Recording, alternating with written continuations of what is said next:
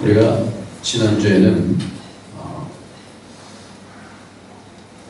히브리서 3장 1절부터 6절을 통하여서 예수님께서 이 땅에 오셔서 하신 것이, 역사가 있는 것이 바로 집을 짓는 것이다, 이렇게 말씀했습니다.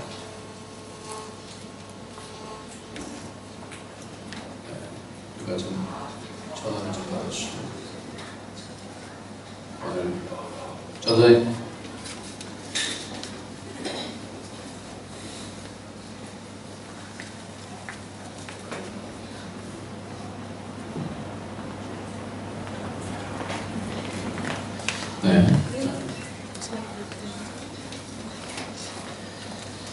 오늘 비전 팀 오가는 문제 때문에 차량 때문에 전화 와서 지난주에 우리가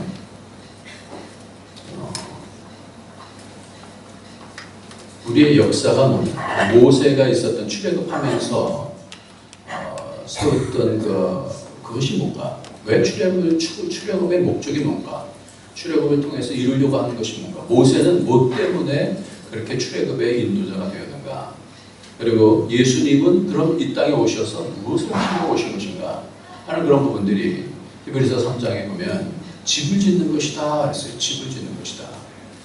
집 짓는 자다 그랬어요. 그래서 모세는 장래 것을 증거하기 위해서 하나님의 온 집에서 사안으로 충성했고, 그리스도는 그의 집 맡은 아들로 충성하였다. 그래서 우리는 소망의 담대함과 자랑을 갖고 있으면 우리는 그의 집이 되는 것입니다. 그러니까 우리의 인생은요, 집 짓는 거예요.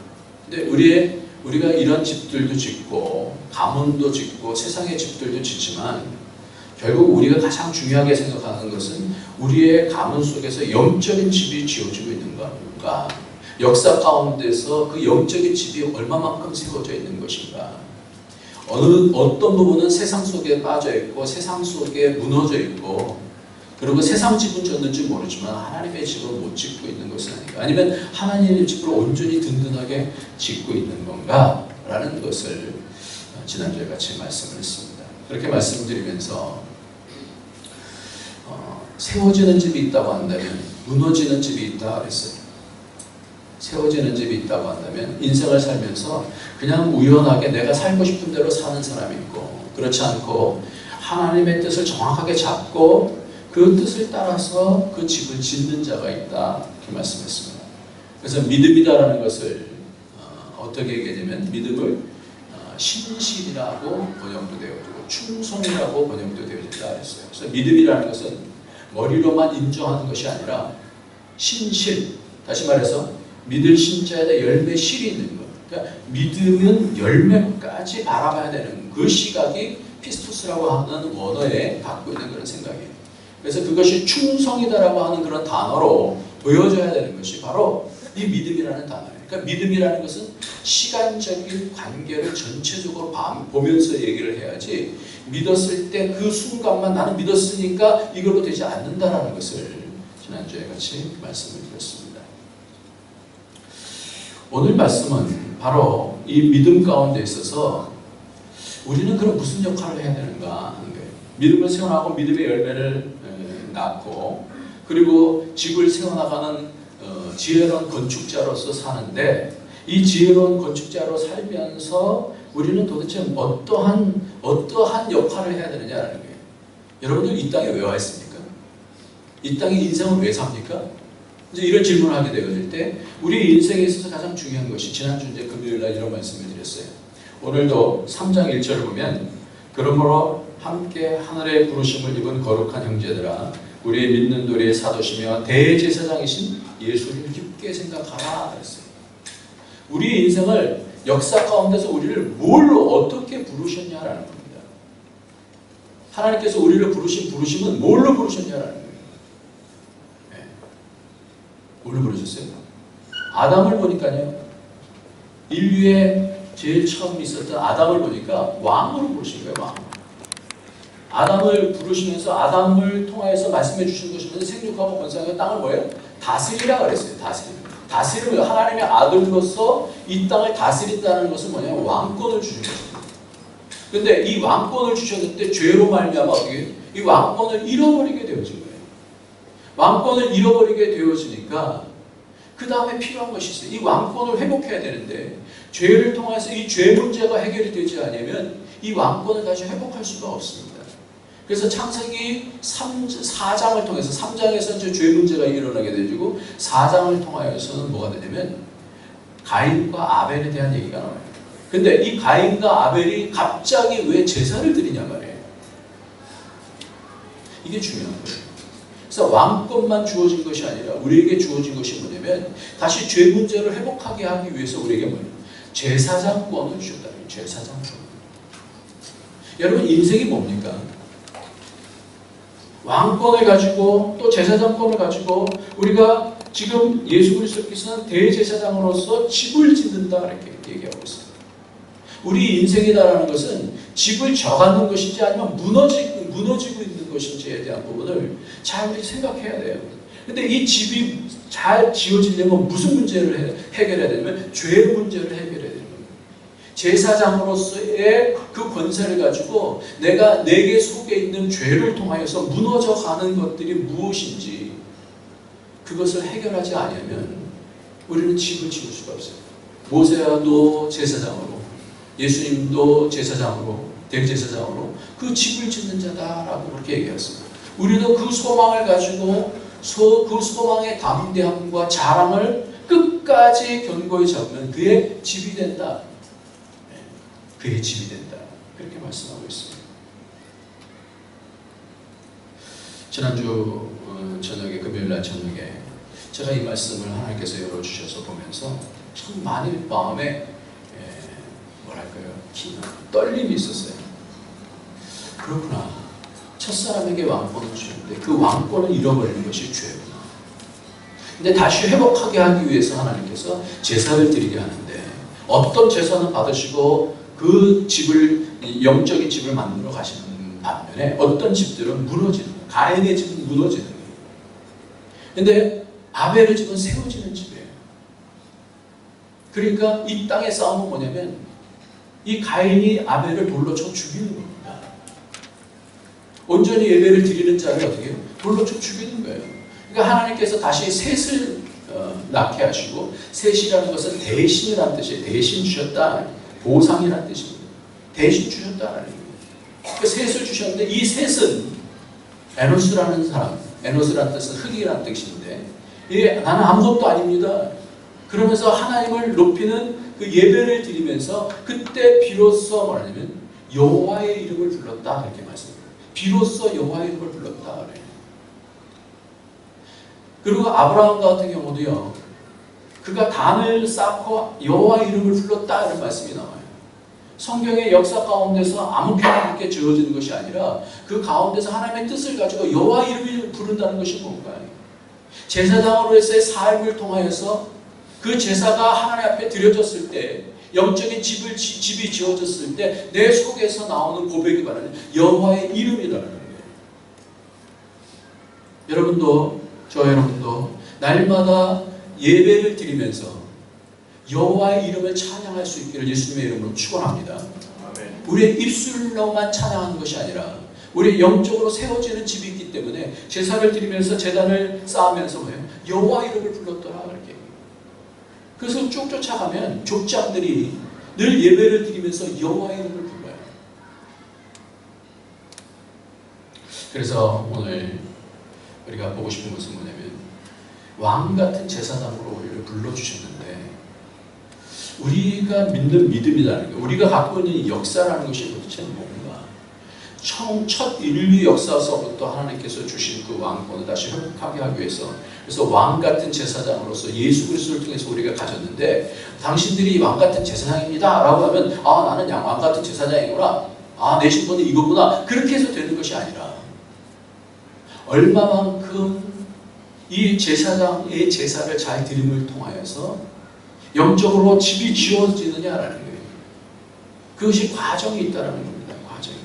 그래서 오늘 말씀 6절 말씀하고 14절 말씀을 보면 그것을 통해서 하나님께서 역사를 통해서 이루시려고 하시는 것을 보게 되어집니다.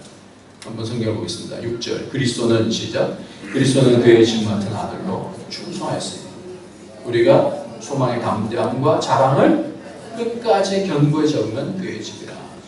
그리고 14절 한번 보겠습니다. 여러분 똑같은 패턴으로 되어 있어요.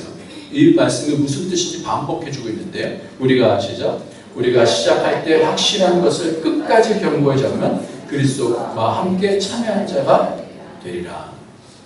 그러니까 끝까지 견고히 잡으면 그의 집이 되는 것이고요. 끝까지 견고히 잡으면 뭐예요? 그리스도에게 참여하는 자가 된다는 거예요. 이 얘기는 뭐냐면 그리스도께 참여한다는 것은 뭐냐면 집으로 지어진다는 거예요. 그리스도의 집으로 지어진다는 거예요. 진정한 교회가 되어지는 예수 그리스도가 머리가 되어주시고 그의 몸으로 지체가 되어지는 그런 영적인 집이 지어진다는 거예요. 여러분 피가 통합니까? 교회에 오면은 한 사람 한 사람 영적으로 뭔가 통합니까? 얘기하면 그렇게 통합니까? 그게 집이에요. 성경에서 에베소서에 보면 서로 이것이 연결되어져서 상합되어진다 그랬어요. 그러니까 믿음의 집이 지어진다는 것은 서로 연결되어서 통한다는 걸 얘기하는 거예요.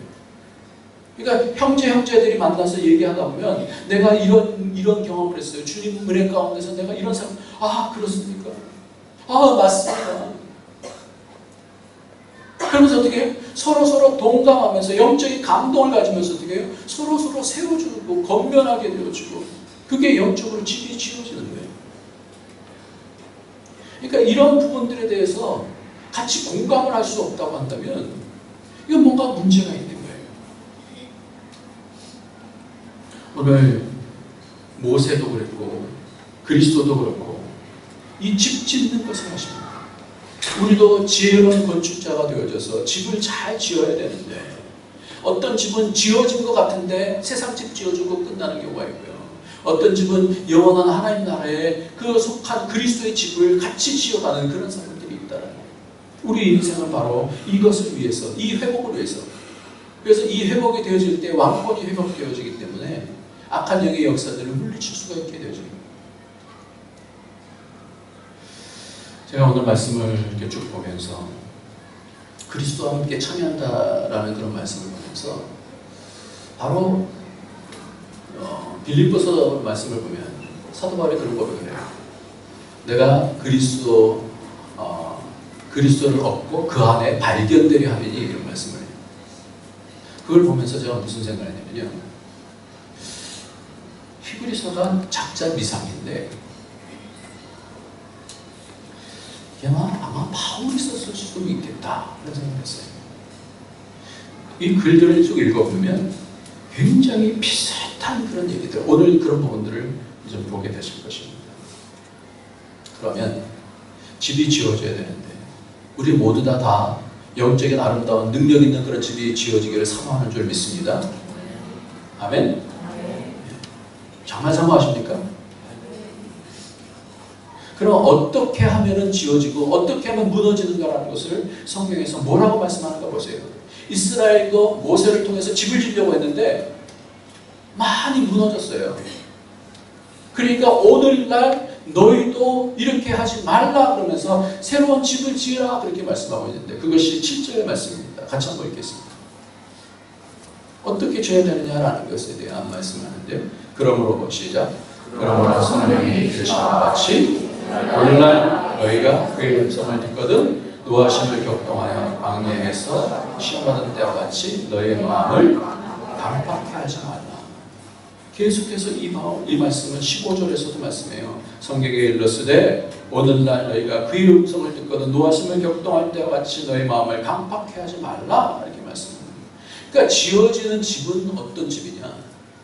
그 마음을 강팍해 하지 않으면 그럼 지어지고요. 마음이 강팍해지면 무너지는 집이 되어야 되는 거예요. 그럼 어떻게 하면 강팍해지고 어떤 것이 강팍하고 어떤 것이 강팍하지 않은 것이냐? 새로운 그 개혁 성경에서 뭐라고 되어 있어요? 강팍이라는 말 대신에 뭐 있었어요? 네? 완고죠. 완고. 그러니까 마음이 완고해져서 성령께서 말씀하시기를 성령께서 이르신 바와 같이 오늘날 너희가 그의 음성을 듣거든. 사는 집은, 세워지는 집은 말씀이 들려요. 말씀을 열어요. 마음을 열고 영을 열어서 말씀이 들어가면 그 집은 세워지는 집이라는 말씀입니다. 그 복이 있으시길 예수님의 이름으로 축원합니다. 근데 말씀을 듣는데 내 생각에 가로막혀서 그것이 단단해져요. 그러면 어떻게 되는 집이에요? 무너지는 집이 되어지는 거예요. 그럴 때 어떻게 되냐? 하나님을 시험하는 것이다 그랬어요. 그래서 너 열째가 나를 시험하여 증언하고 40년 동안 나의 행사를 보았느니라 이렇게 말씀합니다. 왜 이런 말씀을 드리냐면 왜 이것이 지어지는 집이고 이것이 무너지는 집이냐라고 말씀하냐면 이 말씀을 쭉 얘기하면서 안식을 얘기하다가 맨 마지막에 느닷없이 이 말씀을 해요. 같이 한번 보겠습니다. 4장 11절부터 13절까지 말씀이에요. 4장 11절부터 13절. 그러므로 시작. 그러므로 우리가 저 안식에 들어가게 힘쓰지니 이는 누구든지 저 순종치 아니하는 본에 빠지지 않게 하려 함이라. 하나님의 말씀은 살았고 운동력이 있어 좌우의 날선 어떤 검보다도 예리하여 혼과 영과 및 관절과 골수를 찔러 쪼개기까지 하며 또 마음의 생각과 뜻을 감찰하니 지으신 것이 하나도 그 앞에 나타나지 않음이 없고 오직 만물이 우리를 상관하시는 자 눈앞에 벌거벗은 것 같이 드러납니다. 이 집 짓는 것을 얘기하다가 모세를 통해서 이 출애굽한 백성들이 하나님 말씀을 듣지 못함을 통하여서 무너진 것을 얘기하면서 뭘 얘기하느냐? 하나님의 말씀은 살았고 운동력이 있어 좌우의 날선 어떤 것보다 더 예리하여 혼과 영과 관절과 골수를 찔러 쪼개기까지 하며 또 마음의 생각과 뜻을 감찰하라. 여러분들 저는 사람 만나면요 뭘 보냐면요 이 사람 속에 말씀이 있나 없나 그거 봐요. 말씀을 말씀할 때 하나님의 말씀을 말씀할 때 그 말씀이 그 속에서 역사하는가 안 하는가를 봐요. 제가 초창기에 와서 성경 공부를 하는데 한국에서 외부고시 합격해갖고 온 친구들이 있었어요. 그 사람들이 전혀 안 믿던 사람들이. 근데 성경 공부를 하게 됐어요. 근데 이 친구들이 목사님 저를 한번 믿게 한번 해보시죠 그랬어요. 그런데 이 친구들이 성경 공부를 하면서 몇 개월 만에 다 믿게 되었어요. 내노라 했던 자기 잘난 체 하던 그런 사람들이 예수의 발 앞에 자신의 무릎들을 다 꿇게 되더라고요. 제가 그것을 보면서 말씀은 생명이다. 말씀은 살았고 운동력이 있어서 그 어떤 생명들도 어떻게 변화시키는 거예요. 그러니까 만나는 사람들마다 저는 보는 것이 뭐냐면 저 사람 속에 말씀이 들어가면 반드시 변하게 되어져 있는데 안 변하는 것은 왜 그러냐? 왜 하나님의 집으로 지어지지 않느냐? 그것을 들을 줄 모르든지 아니면 관심이 없든지 그것 때문에 그러는 거예요. 성령께서 이르신 바 같이 성경이 일렀으되 오늘날 너희가 그의 음성을 듣거든 노하심을 격동할 때와 같이 너희 마음을 강팍해 하지 말라. 닫아두지 말라.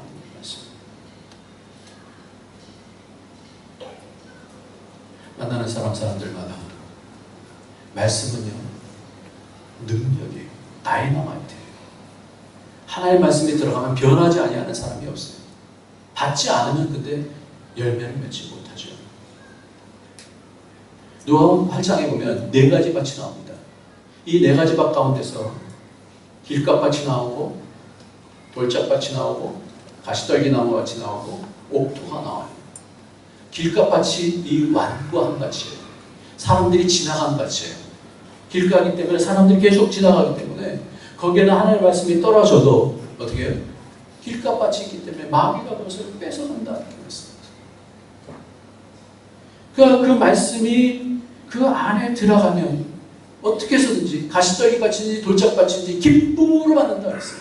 말씀이 들어가면 기쁨으로 받으면 그 삶은 변하게 되어 있어요. 그럼 그거를 잡으라는 거예요. 그 소망을 잡으라는 거예요.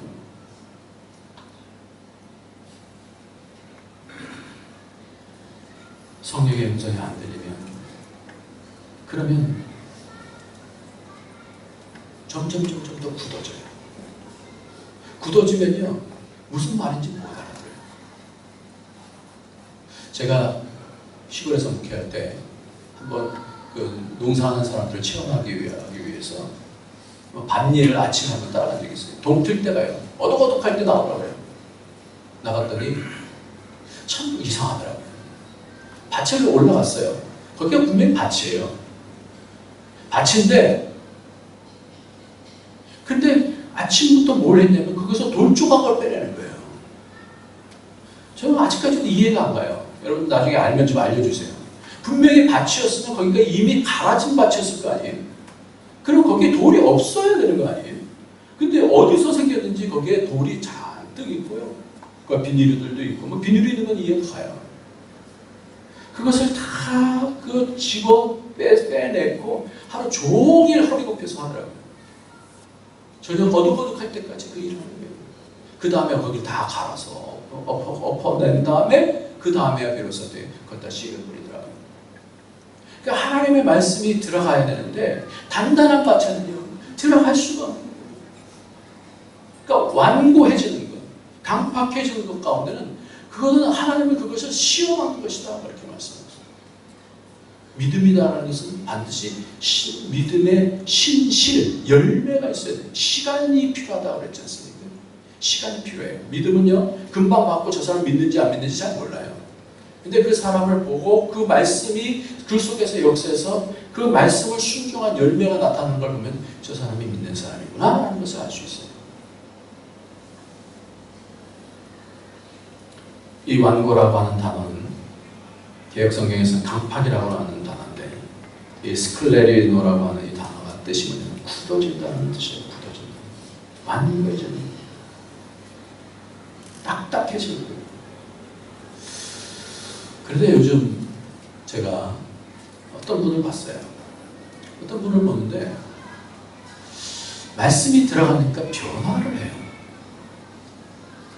요즘 저는 가장 큰 핵심이 목회를 하면서 가장 큰 핵심이 저 사람 좋다, 저 사람 나쁘다, 저 사람 내게 유익이 된다, 안 된다 이것보다도 정말 중요한 것은 뭐냐면 저 사람 속에 말씀이 들어가느냐 반드시 반응이 나오는 반응. 근데 갑자기 그러는데 느닷없이 목사님 그동안 담배가 저는 전혀 불편하지 않았습니다. 제가 하는 그런 직업이 담배를 피면서 스트레스 풀고 그건 너무나 당연하고 전혀 죄의식 저도 어떤 사람들 그렇게 얘기를 하죠. 성경에서 담배 피지 말라는 거 어디 있습니까? 담배 피는 사람들이 주로 그런 얘기를 많이 해요. 담배 피는 거 성경에서 한번 알려주시면 제가 안 피겠습니다. 하지만 피지 말라고 그러는데 그리고 그게 기호지요. 커피 마시는 거랑 다른가요? 이렇게 말하는 사람도 있어요. 저 할 말이 없어요. 그런데 이분이 그러는 거예요. 나도 모르게 이상하게 그것이 싫어집니다. 이제 못 끊을 것입니다. 왜 그럴까요? 저는요 말씀이 들어가면 뭐가 살아요? 영이 변하는 거예요. 영이 변하는 거예요. 변화가 있어요. 이상한 거예요. 자신도 이상한 거예요. 왜 그래야 되는지 정확하게는 모르겠는데 하나님께서 그런 감동을 주시는 거예요. 이게 집 지어지는 거예요. 그리고 기뻐하는 거예요. 하나님께서 기뻐하신다는 것을 알기 때문에 그렇기 때문에 내 초점에서 내가 그렇게 해서 내게 유익이 되니까 그거 하다가 갑자기 한순간에 왜 그러는지 모르게 그렇게 해야 되겠다는 거예요. 하나님이 그걸 기뻐하시겠다는 거예요. 우리가 믿으면요 믿음이 들어가고 말씀이 들어가면 말씀은 선이기 때문에 우리 속 안에 있는 이 악이 가만히 있지 않습니다. 계속해서 이 선을 밀어냅니다. 그런데 그것을 붙잡고 순종하는 데까지 가는 것이 바로 그것이 믿음인데 오늘 한번 성경 한번 볼까요? 우리 읽지 않았습니다만 18절 19절 한번 보세요. 뭐가 믿음인가 한번 보세요. 믿음이다라는 것을 열매를 맺히는데 그 과정 속에서 또 시작 또 하나님이 누구에게 맹세하사 그의 안식에 들어오지 못하리라 하셨며 곧 순종치 아니하는 자에게 아니나 이러보건대 저희가 믿지 아니므로 능히 들어가지 못한 것이라. 여기서 똑같이 얘기해요. 순종을 믿음이다라고 얘기해요. 믿음을 순종이라고 얘기하고 있어요. 그러니까 믿음이라는 것은 순종을 통하여서 그 열매를 맺는 것까지 그 시간적인 그런 그 거리가 있다라는 것을 말씀하고 있어요. 그러니까 우리 속에 말씀이 들어가면 하나님 말씀은 살았고 운동력이 있어. 그냥 말씀을 믿는 게 아니에요. 말씀은 역동적으로 일한다는 거예요. 살아있다라는 거예요. 살아있다는 것은 뭐예요? 영향력을 끼친다라는 거예요. 그 말씀이 들어가면 반드시 내 속에서 갈등이 있어야 되는 거예요. 말씀이 들어갔는데 그렇지 그렇지. 내가 받고 싶은 거 받고 그렇지 그렇지. 설교 잘하네. 이게 아니라는 거예요. 말씀이 들어가면 내 속에서 불편함이 있어야 되는 거예요. 어찌할 거라든가 아니면 내 속에 갈등이 생기는 뭔가 영적으로 뭔가 혼란스럽다든가. 하나님의 말씀은 살았고 운동력이 있어 좌우에 날선 어떤 것보다 더 예리하여 혼과 영과 관절과 골수를 찔러 쪼개기까지 하며 또 마음의 생각과 뜻을 감찰하는 다 드러내 보여주십니다. 영의 음성이 들리면 하나님의 말씀이 잘 들려지면 싸움이 일어나는 거예요. 그래서 우리는 신앙생활을 하면서 집이 지어지려면요 뭘 해야 되냐면 말씀이 들어오게 되면 뭐가 보이냐면 그것이 제사장의 역할인데 말씀을 통해서 하나님께 제사를 드리는 거예요. 하나님의 마음의 핵심을 알고 제사를 드리는 건데 그러기 위해서 뭘 해야 되냐면 내 속에 있는 죄가 사라져야 돼요. 죄를 하나씩 없애야 돼요. 죄가 불편해지는 거예요. 말씀에 들어오면 죄를 어떻게 해결할까? 내 속에 견고하게 자리 잡고 있는 이 죄성 이걸 어떻게 밀어내는가? 싸워서 이기는 거예요. 아가서에 보면 이런 말씀이에요. 포도원을 허무는 작은 여우를 잡으라 이런 말씀이 있어요. 포도원을 허무는 작은 여우를 잡으라. 작은 여우가 별거 아닌 것 같죠. 근데 이 작은 여우가 밑을 쭉 다니면서 포도원에서 뭘 하냐면 포도나무의 뿌리를 갉아먹어요. 그 겉으로는 다 같아 보여요. 신앙생활 하는 것 같아도 다 같아 보여요. 그런데 뿌리가 갉아먹으니까 나중에 어떻게 돼요? 푹 쓰러져 죽는 거예요. 나무가. 그러니까 하나님의 영양분을 공급받지 못하면 그 나무가 견고하게 설 수가 없는 거예요. 그러니까 우리의 영혼을 갉아먹는 이 여우가 우리 속에 여전히 예수 그리스도를 믿어도 우리가 죄사함을 받았는데도 불구하고 여전히 내 속에 있는 죄성이 있다는 거예요. 죄에 오염된 부분이 있다는 거예요. 그러니까 이것을 간과하게 되어지면 집이 지어지지 않아요. 어떻게 돼요? 이게 완고한 거예요. 강팍한 것이기 때문에. 그래서 항상 미혹된다 그랬어요. 미혹하여 내 길을 알지 못하는도다. 그러면 어떻게 무너지는 세대가 돼요. 왜 이것을 우리에게 주시냐? 우리는 이렇게 하지 말라는 거예요. 어저께 어떤 분하고 대화를 나누는데 그분이 동성애자의 친구가 있었어요. 동성애자의 친구가 있었는데 이 친구를 위해서 계속해서 기도하고 권면하고 또 만나면 또 전도하고 그래서 교회를 지금 몇 번 이렇게 갔어요. 근데 이 동성애자가 이제 자기의 친구를 또 이렇게 얻었어요. 동생이 여자인데 또 여자친구를 얻었어요. 맞죠? 동성애자니까 여자친구를 얻었죠. 이 여자친구를 얻었는데 이 친구 아주 그런 데서 이제 교회도 안 나오고 막 그렇게 된 거예요. 그러다가 이 친구가 나중에 언제 연락이 왔어요. 나 좀 만나달라고. 그런 연락이 왔대요. 그래서 왜 그러냐 했더니 자기가 만나는 여자친구가 또 다른 여자친구 자기보다 젊은 여자친구하고 바람이 났다는 거예요. 그래갖고 배신을 당한. 그래갖고 왔어요. 와서 하나님의 말씀으로 저를 가르치고 그러면서 자기 속에 옛날부터 남자한테 상처를 받은 것이 있었어요. 그러니까 이 사람이 이제 남자에 대한 그런 어떤 혐오감이나 이런 것 때문에 여자를 좋아하고 그러다가 그렇게 됐다가 나중에 이렇게 다시 돌아오게 되어졌어요. 그래서 하나님의 말씀을 받게 되어지고 그리고 그 말씀을 받으면서 완전히 치료가 되어지고 완전히 치료가 어떻게 되어지냐면 이분이 나는 어떤 정말 계속해서 기도해주고 그러면서 정말 내 남편보다 더 좋은 남편을 하나님 이 사람에게 해주세요. 그래서 정말 그렇게 좋은 남편이랑 결혼하게 되어지고 이 사람들이 아주 조그마한 교회를 지금 섬기는데요. 자기가 이사 가야 되는 그런 형편 속에 있으면서도 절대 이사를 안 간다는 거예요. 제가 여기에 이 교회에 뼈를 묻겠습니다. 그러면서 충성스럽게 그 교회를 세우는 일꾼이 됐다는 얘기를 어저께 들었어요.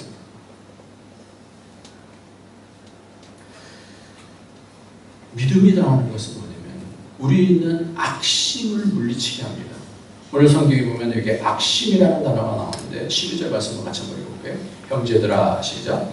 형제들아 너희가 삼가하고 너희 중에 누가 믿지 아니하는 악심을 품고 살아계신 하나님에게서 떨어질까 염려할 것이요 그랬어요. 형제들아 너희가 삼가 혹은 너희 중에 이 사람들은 어떤 사람들이에요? 출애굽한 사람들이에요. 어린 양의 보배 피를 통해서 나온 사람들이에요. 안 믿는 사람들은 아니에요. 믿고 나온 사람들이에요. 따라 나온 사람들이에요. 이 사람들에게 뭐라고 얘기하는 거 아니? 형제들아 너희가 삼가 너희 중에 누가 믿지 아니하는 악심을 품고 살아계신 하나님에게서 떨어질까 염려할 것이요. 악심이라는 게 뭐예요? 악심이라는 게 믿지 아니하는 게 악심이에요.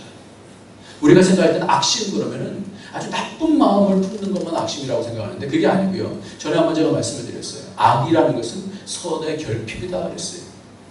하나님과 하나님 말씀을 붙잡지 않으면 어느 순간에 악이 그를 사로잡게 되어주고 무너뜨리는 것입니다. 그래서 히브리서 4장 2절 한번 같이 밑에 보겠습니다. 저희와 같이 시작. 저희와 같이 우리도 복음 전함을 받은 자이나 그러나 그 들음과 말씀이 저에게 유입되지 못한 것은 듣는 자가 믿음을 하지 않아. 그러니까 믿었다고 한다고 해서 되는 것이 아니라 이 말씀을 통하여서 이 들은 말씀이 듣는 자가 그것을 믿음으로 하게 돼요. 그러니까 말씀이 들어졌을 때에 들려졌을 때 그 말씀에 대해서 어떻게 해요? 내가 그 말씀에 대해서 반응할 수 있지 않으면 그 집은 뭐예요? 무너지는 집이고 반응하게 되면 세워지는 집이라는 거예요. 로마서 14장 23절에도 믿음으로 행치 않은 모든 것이 죄라 이렇게 말씀합니다. 애플의 그 쿡이라는 사람, 그 스티브 잡스 다음에 있었던 CEO가 있었죠. 이 사람이 동성애자로 커밍아웃을 했어요. 그러면서 대학 졸업식에 가서도 축사를 하고 막 그랬는데 이 사람이 믿는 사람인 것 같아요. 왜냐하면 그 축사를 하는 그런 내용들을 보니까 거기에 뭐 부모님과 교회 뭐 이런 얘기를 하는 거예요. 이 사람 믿는 사람이에요, 믿는 사람. 그러면서 뭐예요? 나는 동성애자입니다. 여러분 잘 생각해 보세요. 믿는 사람이라고 하는데 말씀이 들어가지 않냐고 견고해지니까 세상 것이 들어와서 그렇게 고백을 합니다. 나는 믿는데 동성애는 뭐예요? 좋은 거, 소수인권이라는 거예요. 여기에 오바마 대통령까지 동성애와 동성결혼에 대한 부분을 그런 부분에 대해서 헌법에 보장을 받을 수 있도록 그렇게 하니까 인권의 승리입니다. 이렇게 얘기하잖아요. 그러니까 믿는다라는 거하고요. 한번 여러분 보세요. 말씀이 들어갔는데 그 말씀이 역사하지 않으면 그게 진짜 믿음이냐 이 말이에요.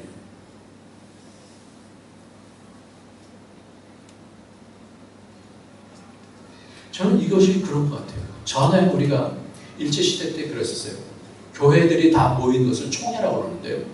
총회가 신사에 참배하는 것이 죄가 아닙니다라고 총회에서 가결을 했어요.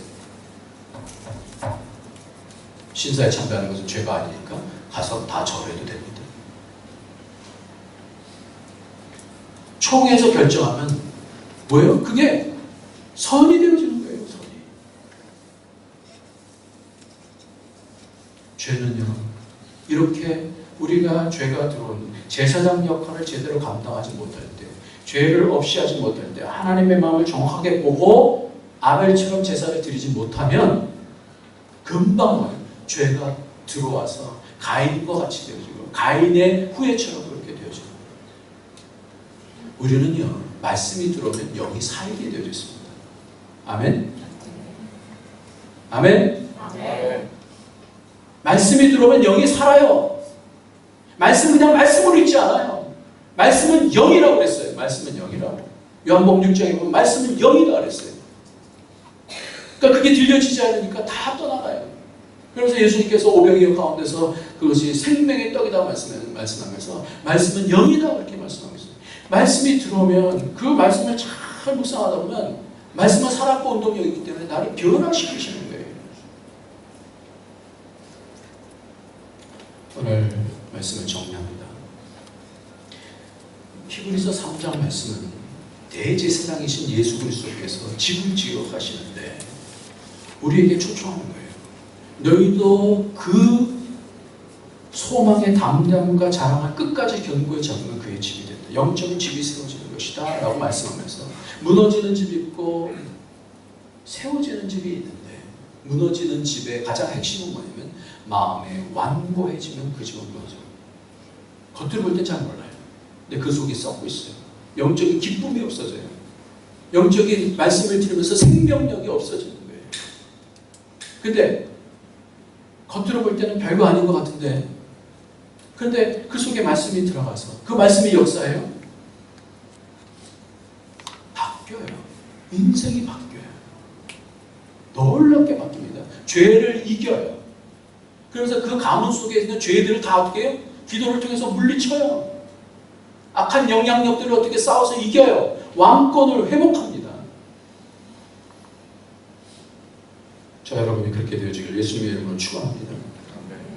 그런데 이게 오늘 뭐라고 말씀하냐면 오늘이라는 단어, 오늘 말씀의 제목이 오늘인데 오늘이라는 단어가 히브리서 3장에 3번 나와요. 한번 볼까요? 요것만 말씀드리고 마치겠습니다. 7절 말씀입니다. 그러므로 시작. 그러므로 성령이 이르신 바와 같이 오늘날 너희가 그의 음성을 듣거든 그랬어요. 여기 오늘이 오늘이라는 단어예요. 오늘날이라고 해서 넓은 기간이 아니라 today, 오늘을 얘기하는 겁니다. 오늘. 그 다음 보세요. 또 오늘 또 어디 나오죠? 몇 절이에요? 13절. 네, 시작. 오직 오늘이라 일컫는 동안에 매일 피차 권만하여 너희 중에 누구든지 죄의 유혹으로 강팍해됨을 면하라 이렇게 말씀하셨어요. 15절에서도 성경이 읽었을 때 오늘날 너희가 그게 무슨 오늘이라는 뜻입니다. 왜 오늘이 중요할까요? 믿음이다라는 건요 과거 얘기가 아니에요. 저 옛날에 믿음 좋았어요. 저 청년부 회장도 했어요. 그거 별 의미 없어요. 오늘 지금 말씀이 들려질 때 그것을 반응할 수 있으면 그 사람의 집이 지어지는 줄 믿으시기 바랍니다. 하나님 말씀이기 때문에 이 말씀이 하나님 말씀이기 때문에 사람 말로 들려지지 않고 하나님 말씀으로 들려지면서 영으로 반응하기 시작하는 거예요. 사도 바울은 그래서 이렇게 하고 있어요. 내가 이미 얻었다함도 아니라 온전히 이루었다함도 아니라 오직 내가 그리스도 예수께 잡힌 바 된 그것을 잡으려고 쫓아가노라 이렇게 말씀합니다. 지금 잡힌 바 된 그것을 잡으려고 믿음은 신앙은 늘 현재 지금 오늘 말씀 받지 못하면 내 말씀 내 마음 점검해 봐야 돼. 내가 지금 단단해져서 말씀을 못 받는 거예요. 그래서 그 받은 말씀을 가지고 권면하게 되어줄 때 동성애자들을 도와서 바뀌게 되어주고 하나님 앞에 헌신하는 사람이 되어주고 이게 뭐예요? 제사장 역할을 하는 거예요. 오늘 믿음이라는 게 한번 생각해 봅시다. 믿음이라는 게 내가 믿고 구원 얻었어 이게 아니에요. 이게 때가 아니에요. 믿음이라는 것이 내 속에 들어왔을 때 이것이 왕권을 회복시키는 것이다. 이 믿음이라는 것이 내가 제사장을 통해서 남들을 세워나가는 역할을 하는 거예요. 그러니까 우리 일생 가운데서 이 말씀이라는 것이 얼마나 중요한 것인지 몰라요. 내 속에 받고 내가 그 역할을 감당하고 제가 이번에 온 우리 청년들 비전 트립 팀에 있어서 만나는 사람들마다 조금 뭐 잘 모르지만 하여튼 같이 상담하고 이렇게 했어요. 청년 회장이 어떠냐 그랬더니 많이 힘들어요. 몇 년 동안 임원하다 보니까 힘들다. 그래서 그 힘든 것이 왜 그럴까? 체험이 없어서 그렇다. 그래서 이렇게 상담을 해줬어요. 오늘 말씀 뭐냐면 끝까지 계속 견고히 정하면 그 소망을 잃지 않냐고 말씀을 통해서 또다시 내가 완고한 것들을 부셔버리고 하나님 말씀이 그러한가 기대하고 우리가 우리 안에 있는 악심이 있어요. 죄로 말미암는 악심이 있어요. 말씀이 없으면 이 악심이 내 속에서 사단의 밀가루 하듯이 우리를 미혹하는데 확 일어나게 되죠. 그럴 때 오늘이라는 때 말씀을 붙잡게 되어지면 그 완고함을 깨게 되어지고 그것이 집이 되어지고 거룩한 집 그리고 제사장의 역할을 통해서 다른 사람들을 권면하면서 살리게 되어질 때 우리 교회가 또 여러분의 가정이 그 안에서 생명력을 누리게 될 줄 믿습니다. 대하여 보십시오. 말씀 있는 사람하고 대하여 보십시오.